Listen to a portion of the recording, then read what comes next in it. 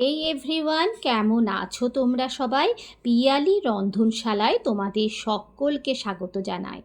আজ আমি তোমাদের সাথে শেয়ার করছি ইলিশ পোলাওয়ের রেসিপি। এই রেসিপিটা আমি নিজে আগে কোনো দিন খাইনি, এমনকি কখনো বানাইনি, কিন্তু প্রথমবার এটা ট্রাই করা সত্ত্বেও এর আউটকামটা এতটাই সুন্দর এসেছিল, আমার মনে হলো এই রেসিপিটা অবশ্যই তোমাদের সাথে শেয়ার করা উচিত। তাই আমি রেসিপিটা তোমাদের সাথে শেয়ার করছি। এর জন্য প্রথমেই আমি নিয়ে নিয়েছি মিডিয়াম সাইজের 3টে পেঁয়াজ। ছোট ছোট পাতলা পাতলা করে কেটে নিয়ে পেঁয়াজগুলোকে আমি বেরেস্তা ভাজার জন্য দিয়ে দিয়েছি। সাদা তেলে পেঁয়াজগুলোকে বেরেস্তা ভাজতে দিয়ে দিয়েছি।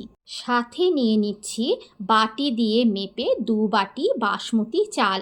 তোমরা চাইলে এই পোলাওটা গোবিন্দভোগ চাল দিয়েও করতে পারো।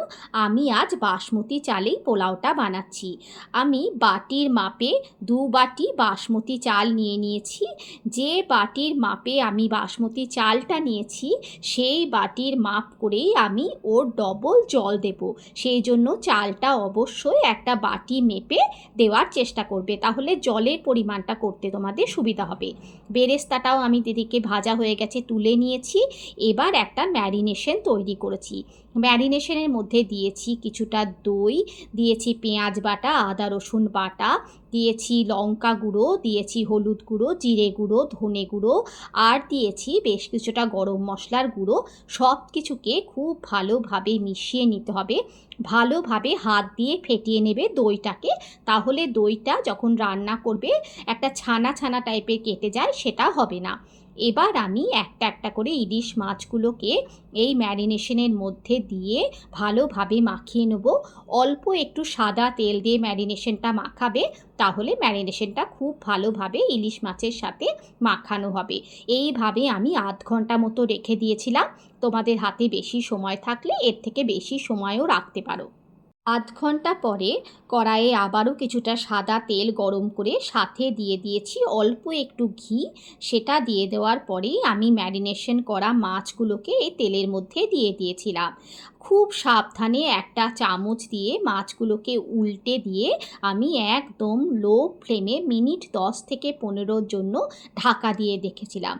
মাছগুলো মোটামুটি 80% মতো কুক হয়ে গেলেই খুব সাবধানে মাছগুলোকে তোমাদের গ্রেভি থেকে তুলে নিতে হবে। একটু গ্রেভিও চাইলে রেখে দিতে পারো, এতে পরে যখন ভাতটা হয়ে যাবে তখন ভাতের ওপরে গ্রেভিটা দিলে খুব সুন্দর টেস্ট আসবে। এদিকে চালটাকেও আমি ভিজিয়ে রেখেছিলাম। ভিজিয়ে রাখার পরে চাল থেকে জলটাকে একদম ঝরিয়ে নিয়েছিলাম। এই যে মশলাটা ছিল, মশলার মধ্যেই আমি ভিজিয়ে রাখা বাসমতি চালটাকে দিয়ে বেশ কিছুক্ষণের জন্য ভাজবো, মানে মোটামুটি মিনিট 5 মতো ভাজলেই হবে। এবার এর মধ্যে দিয়ে দেব কিছুটা পেঁয়াজ বেরেস্তা। পেঁয়াজ বেরেস্তা দিয়ে চালটাকে এই সময় ভাজলে কি হবে, চালের মধ্যে পেঁয়াজের যে ফ্লেভারটা সেটাও খুব সুন্দরভাবে চলে যাবে। এবার দিয়ে দেবে ডবল, মানে চাল যতটা নিয়েছিলে তার ডবল ফুটন্ত গরম জল। অবশ্যই এই টিপসটা মাথায় রাখবে। ঠান্ডা জল কখনোই ব্যবহার করবে না, অবশ্যই ব্যবহার করবে ফুটন্ত গরম জল। ফুটন্ত গরম জল দিয়ে ঢাকা দিয়ে দিয়েছি, একদম লো ফ্লেমে ঢাকা দিয়ে দিয়েছিলাম মিনিট 10 মতো।